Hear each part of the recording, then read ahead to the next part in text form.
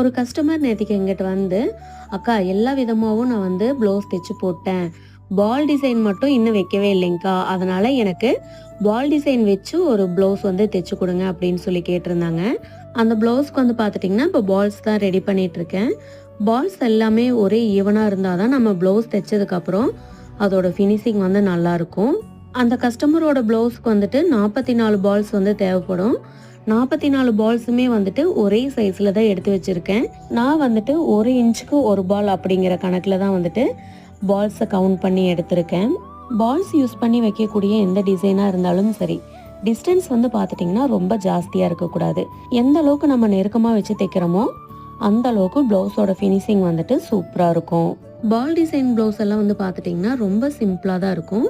ஆனால் வேர் பண்ணுறப்போ வந்து பார்த்துட்டிங்கன்னா அவ்வளோ சூப்பராக இருக்கும். டிசைன் எப்படி இருக்குன்னு சொல்லிட்டு நாளைக்கு வீடியோவில் போஸ்ட் பண்ணுறேன். தேங்க்யூ.